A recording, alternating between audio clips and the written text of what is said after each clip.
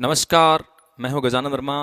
आज हम तुलसीदास जी के बारे में पढ़ेंगे। दो टॉपिक जो रह गए थे, पहले तुलसीदास जी के बारे में पढ़ेंगे, उसके बाद में कवि कृपाराम खिड़िया, पाठ नंबर 1, विषय अनिवार्य हिंदी, कक्षा 12 और पुस्तक का नाम है सृजन। तो देखिएगा, ऊपर दे रखा है, तुलसी पावस के समय धरी को कीलन मोन। तुलसी पावस के समय धरी को कीलन मोन, अब तो दादुर बोलई हमें पूछई कौन। नीचे वाला श्लोक दे रखा है, तुलसी ऐसम के सका धीरज धर्म विवेक। तुलसी ऐसम के सका धीरज धर्म विवेक, साहित्य साहस सत्यव्रत राम भरोसे एक। जिस टॉपिक को हम इससे पूर्व पढ़ रहे थे, इसमें तरह के तुलसी पावस के समय धरी को कीलन मौन। तुलसीदास जी कहना चाह रहे हैं कि जब वर्षा ऋतु होती है, पावस का अर्थ होता है वर्षा ऋतु, पावस का मतलब वर्षा, दरी मिस रहना, कोकिल मिस कौन कोयल, और मौन का मतलब शांत, दादुर का मतलब मेंढक, बोले बोलते हैं, पूछे में पूछते हैं। तुलसी पावस के समय धरी कोकिलन मौन। तुलसीदास जी कहना चाह रहे हैं कि जब वर्षा ऋतु का आगमन होता है, जब वर्षा ऋतु होती है, तो कोयलों को कोई नहीं पूछता। उस समय तो क्या है कि मेंढकों को पूछा जाता है। अब तो दादुर बोले हमें पूछे कौन, अर्थात अब तो दादुर अर्थात मेंढकों को पूछते हैं, क्योंकि वर्षा ऋतु के काल में या वर्षा ऋतु के समय मेंढक बोलते हैं, मेंढकों की ट्रटर की आवाज अनावश्यक होती रहे, उनको सुनते हैं। उस समय क्या है कि कोयल को कोई नहीं पूछते, वो तो समय के अकॉर्डिंग सबकी पहचान होती है। इसलिए कोयल ये कहना चाहते हैं कि इस समय मेंढकों का जो समय है, मेंढक बोल रहे हैं हमें इस समय शांत रहना चाहिए। नीचे में तुलसी असमय के सका धीरज धर्म विवेक। तुलसीदास जी कहना चाहते हैं कि जब इंसान का समय बुरा आता है, जब बुरा वक्त आता है, उस समय माता पिता कुटुंब परिवार उनका कोई साथ नहीं देता, उस समय व्यक्ति के लिए सबसे बड़ी बात होती है तुलसी असमय के सका धीरज धर्म विवेक। तुलसीदास जी कहना चाह रहे हैं जब इंसान का बुरा वक्त होता है, उस समय सब लोग उनका साथ छोड़ देते हैं। ऐसी स्थिति के अंदर साथ देने के लिए व्यक्ति के अंदर जो चीजें मौजूद होनी चाहिए वही होनी चाहिए, इसके अलावा उनका साथ देने वाला कोई नहीं है। तुलसी असमय के सका धीरज धर्म विवेक। तुलसीदास जी कहना चाहते हैं बुरे वक्त के समय, बुरे समय के या बुरे वक्त के समय, उस समय उनके मित्र कौन होते? धीरज, धैर्य को धारण करना, धर्म का पालन करना, बुद्धिमता, और इसके अलावा साहस, सत्य बोलना, और एक राम का जो भरोसा है। इसके अलावा जब बुरा वक्त जब आता है, तो बुरे वक्त के अंदर उनका साथ देने वाला कोई भी नहीं होता है। ये तुलसीदास जी की जो आपने बातें सुनी, बहुत ही काम किए। ये पाठ आज संपन्न होता है।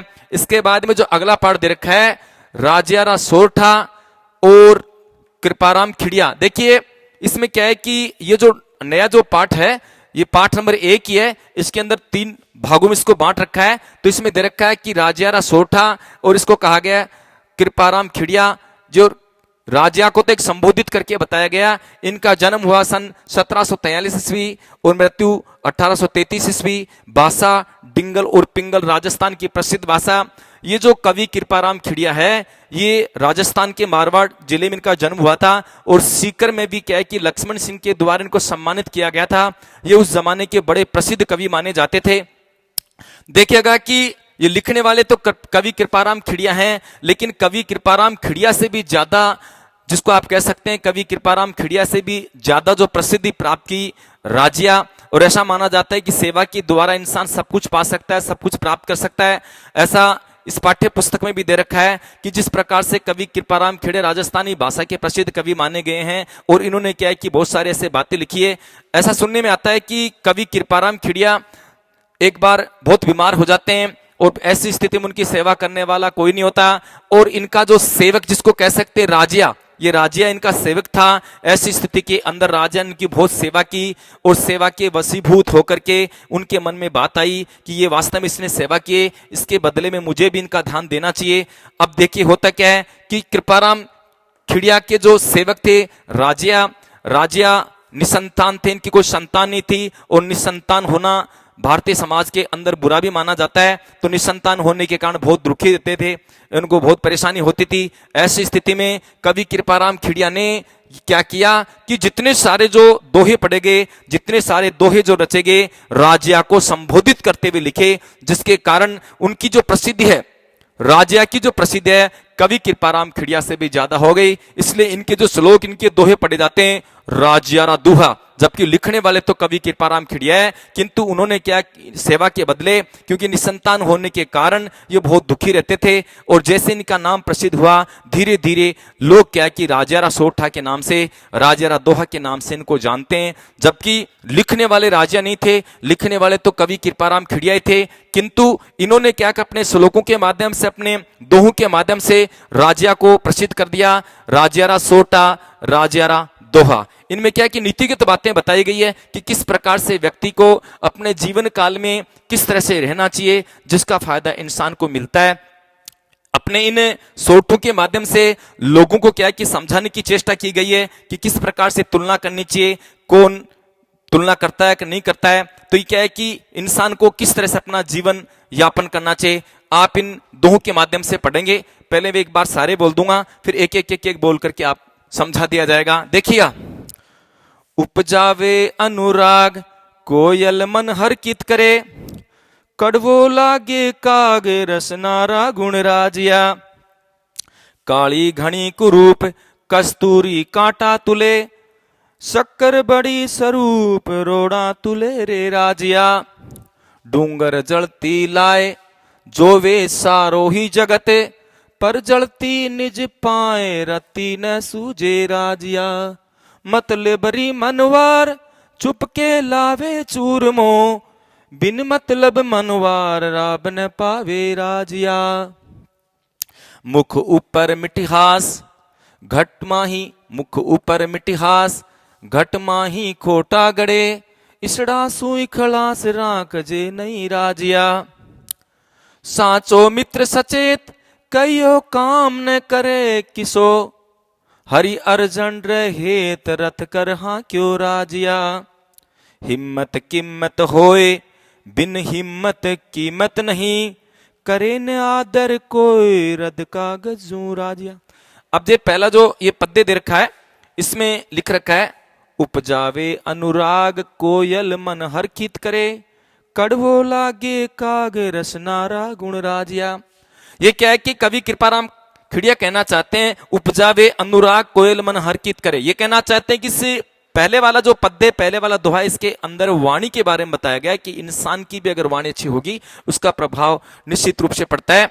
उपजावे अनुराग कोयल मन हर कित करे, कहने का अर्थ हो गया कि कोयल की जो मधुर वाणी है, उसकी जो मीठी वाणी है, व्यक्ति के मन में प्रेम अर्थात अनुराग उत्पन्न करती है। उपजावे अनुराग कोयल मन हर कित करे, और ऐसी स्थिति के अंदर इंसान का जो मन है आनंदित हो जाता है, उसका जो मन प्रफुल्लित हो जाता है। कड़वो लागे काग रसनारा गुण राजिया, ये कहना चाहते हैं कि जो कौवे की जो आवाज है वो कड़वी होती है।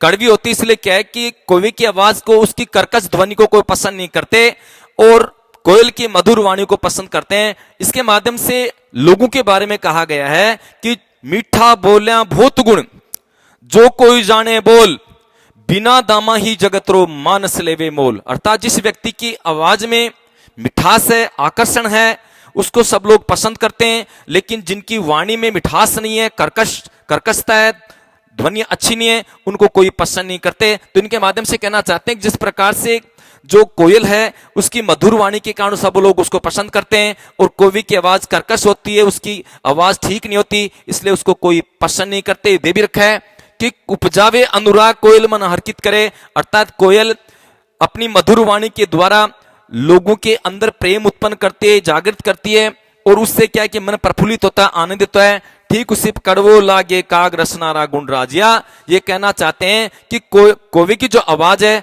कड़वी होती है, मधुर नहीं होती है, इसलिए उसको कोई पसंद नहीं कहते। इसलिए कवि कृपाराम खिड़िया कहना चाहते हैं कि रसनारा गुण राजिया, अर्थात यहां रस आनंद की प्राप्ति हो रही है, अर्थात रस की या मीठी वाणी को यहां बताया गया है। एक इसमें ये जो उपजा इंद्रा कोयल मन हरकित करे, कड़वो लागे काग रसनारा गुण राजिया, ये देखिए, इस दोहे के माध्यम से एक चीज जो आपको और बताते हैं, कहते हैं कि जैसे कौवा काला है, कोयल भी काली है, किंतु रंग तो उनका समान है, किंतु उनकी विशेषता, उनका जो अंतर है गुण के आधार पर किया जाता है। संस्कृत में इसका एक श्लोक भी है, काके कृष्ण पिके कृष्ण के भेद पिक काकियो वसंत काले संप्राप्त है काके काके पिके पिके।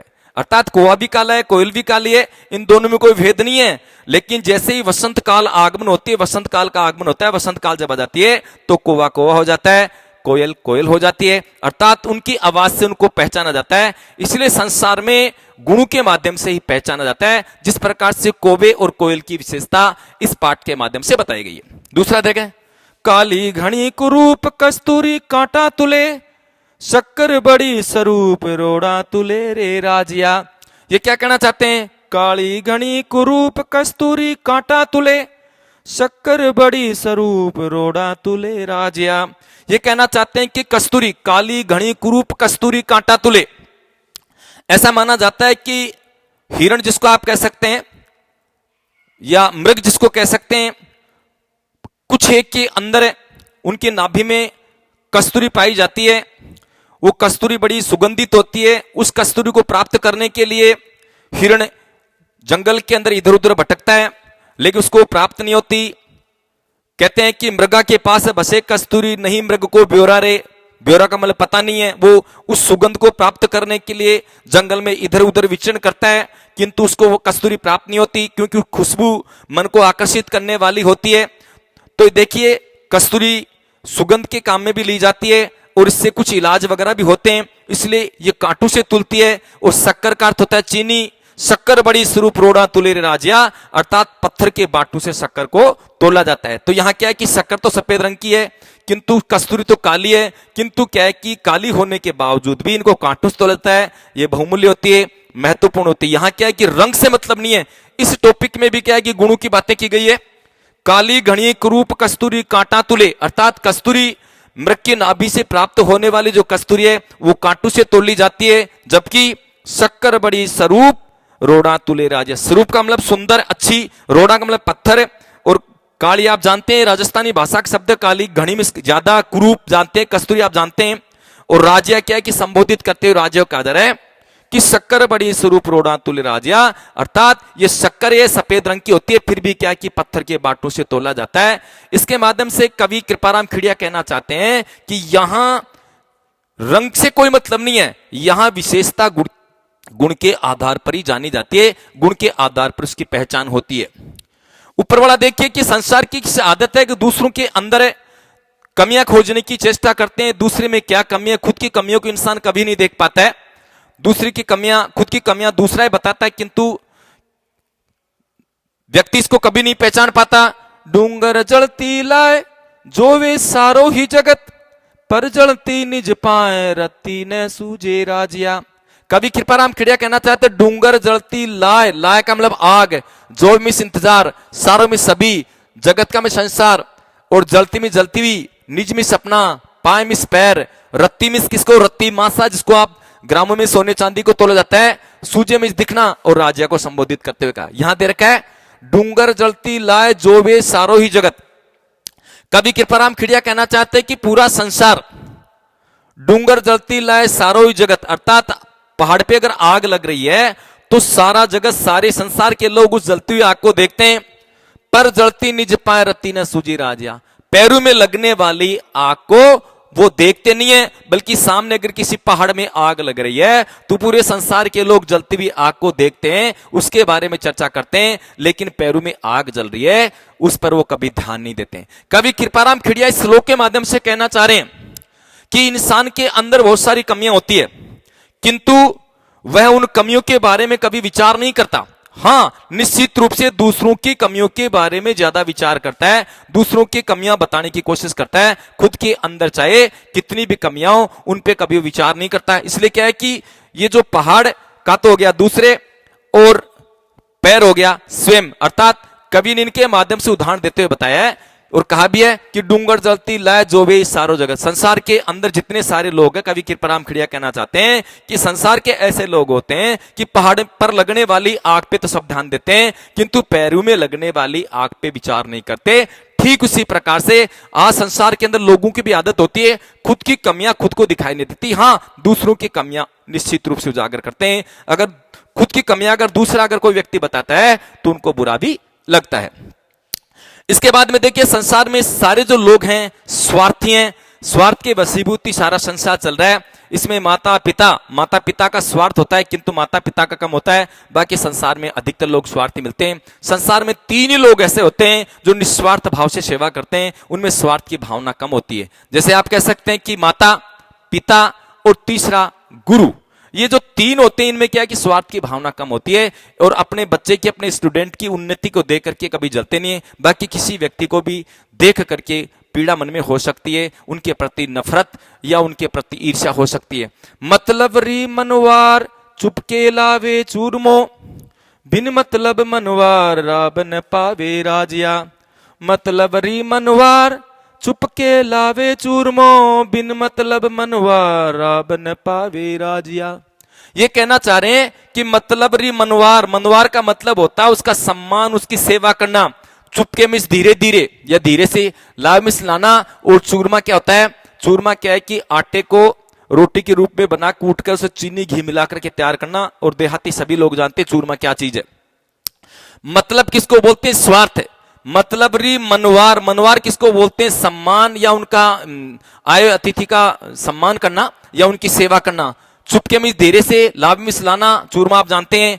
बिन मतलब मनवार राब न पावे राजिया। ये राब जो शब्द है, राब शब्द को बोलते हैं गन्ने के रस को ओटा करके गुड़ से पहले, गन्ने के रस को ओटा करके गुड़ से पहले पीने वाला पेय पदार्थ उसको बोलते हैं राब। और वैसे राब को राबड़ी भी कह सकते हैं। इनके दो अर्थ निकलते हैं। ये कहना चाह रहे हैं कि मतलब री मनवार चुपके लावे चूरमा। कवि कृपाराम खिड़िया कहना चाह रहे हैं जब इंसान को काम निकालना होता है, जब इंसान को स्वार्थ पूर्ति करवानी होती है, जब इंसान को स्वार्थ लेना होता है या अपना स्वार्थ पूरा करना होता है, तो उनको चुपचाप ला करके स्वादिष्ट चूरमा भी ला करके खिला देते हैं। अगर किसी व्यक्ति से स्वार्थ पूरा करवाना है तो ऐसी स्थिति के अंदर मतलब के समय अर्थात उसकी सेवा करेंगे और चुपके से लाकर को चूरमा खिला देते हैं। लेकिन जब उनका मतलब निकल जाता है, उनकी स्वार्थ की पूर्ति हो जाती है, उस व्यक्ति से उनका स्वार्थ पूरा नहीं हो सकता। ऐसी स्थिति में बिन मतलब मनवा राब न पावे राजिया। ये कहना चाहते हैं, राजा को संबोधित करते हुए कहना चाहते हैं जब इंसान को कोई मतलब नहीं होता है, जब इंसान को कोई स्वार्थ नहीं है, तो ऐसी स्थिति के अंदर वह इंसान किसी व्यक्ति को राब अर्थात गन्ने के रस को ओटा करके पीने वाला जो पदार्थ है उसको राब कह सकते हैं। देखिए, मुख ऊपर मिठहास घटमाई खोटा घड़े, इसड़ा सुई खड़ास राख जे नहीं राजिया। देखिए, इस श्लोक के माध्यम से एक श्लोक आपको और बताता हूं। मुख ऊपर मिठहास घटमाई खोटा घड़े, इसड़ा सुई खड़ास राख जे नहीं राजिया।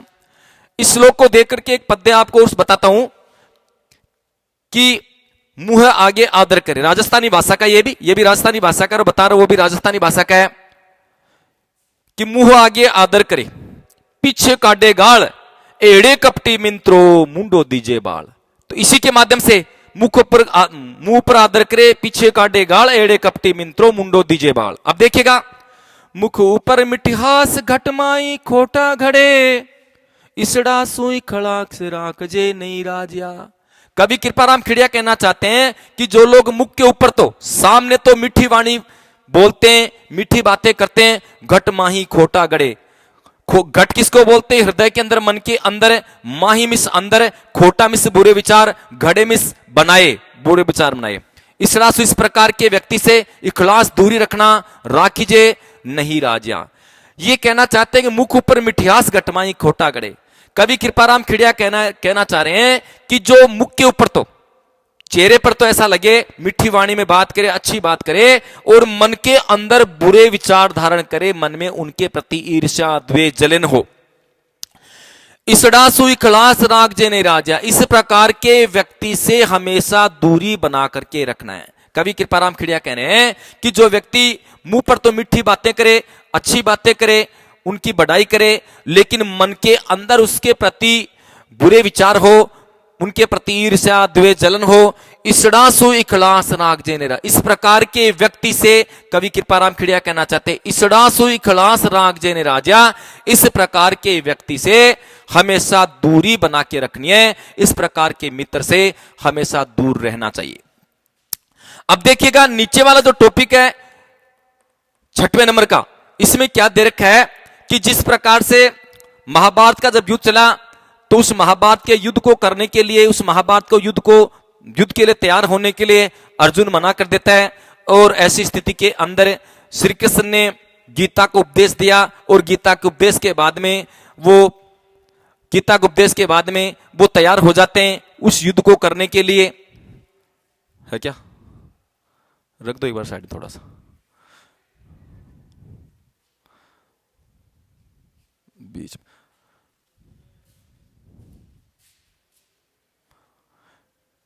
हाँ, तो देखिए, साचो मित्र सचेत कहियो काम न करे किसो, हरि अर्जुन रे हेत रथ कर हाँ क्यों राजा। कवि कृपाराम खिड़िया कहना चाहते हैं कि जिस प्रकार से साचो मित्र सचेत कहियो काम न करे किसो, ये कहना चाहिए सच्चा मित्र वही होता है, सच्चा मित्र वही होता है जो मित्र के काम को सचेत होकर के पूरा करे।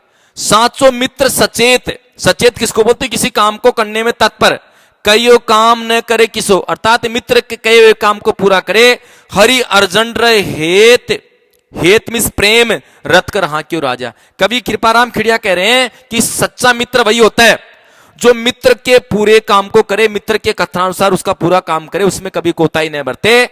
हरि अर्जुन रे हेत रथ कर हाँ क्यों राजा, जिस प्रकार से हरि का अर्थ हो गया विष्णु, और विष्णु अवतार में उत्पन्न होने वाले श्री कृष्ण, तो उन्होंने क्या कहा, हरि अर्जुन रे हेत रथ कर हाँ क्यों राजा।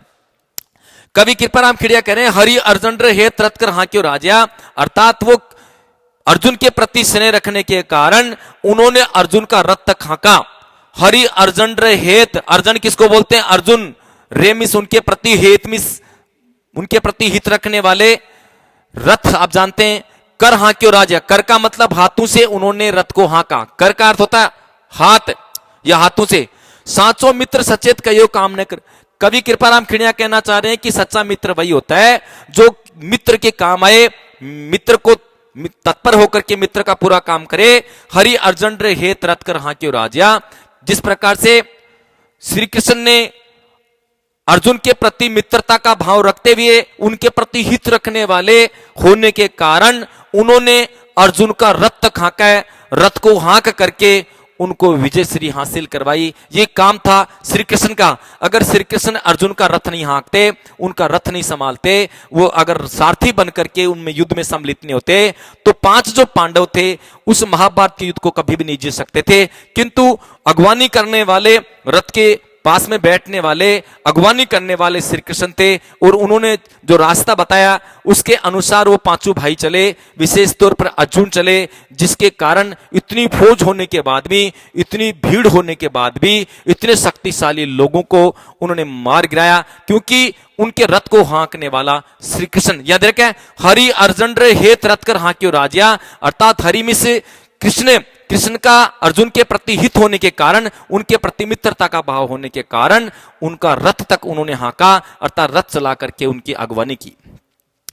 यहां देखा है कि इंसान के अंदर अगर हिम्मत हार जाता है, हिम्मत बिना कोई कीमत नहीं, चाहे उसकी उम्र चाहे कोई भी हो, हिम्मत कीमत होए बिन हिम्मत कीमत नहीं, करे न आदर कोई रद कागजू राजिया।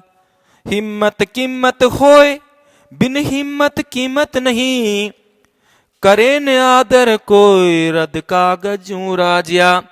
हिम्मत कीमत हो बिन हिम्मत कीमत नहीं, कवि कृपाराम खिड़िया कहना चाहते हैं संसार के अंदर हिम्मत की कीमत है, अर्थात व्यक्ति के अंदर पराक्रम साहस अगर है तो ऐसी स्थिति के अंदर सारे लोग उनको पूछते हैं। हिम्मत पराक्रम साहस अगर व्यक्ति के अंदर नहीं है तो ऐसी स्थिति के अंदर उसको पूछने वाला कोई भी नहीं है। हिम्मत कीमत हो बिन हिम्मत कीमत नहीं, कवि कृपाराम खिड़िया कहना चाह रहे हैं कि संसार के अंदर हिम्मत की कीमत होती है, हिम्मत की पूछ होती है, हिम्मत को ही पूछते हैं। लेकिन जिस व्यक्ति में हिम्मत नहीं है, जिस व्यक्ति में पराक्रम नहीं है, जिस व्यक्ति में साहस नहीं है, उस व्यक्ति को संसार में कोई भी पूछने वाला नहीं है। करे न आदर कोई रद्द कागज जू राजिया। ऐसी स्थिति के अंदर उस व्यक्ति का कोई आदर नहीं करता, उस व्यक्ति का कोई सम्मान नहीं करता। किस प्रकार? करे न आदर कोई रद्द कागज जू राजिया। ये कहना चाहते उस व्यक्ति का जिस व्यक्ति के अंदर पराक्रम, साहस, ताकत, विद्वता नहीं है, उस व्यक्ति को संसार में कोई भी पूछने वाला नहीं है। उस व्यक्ति की कीमत रद्दी कागज के समान हो जाती है।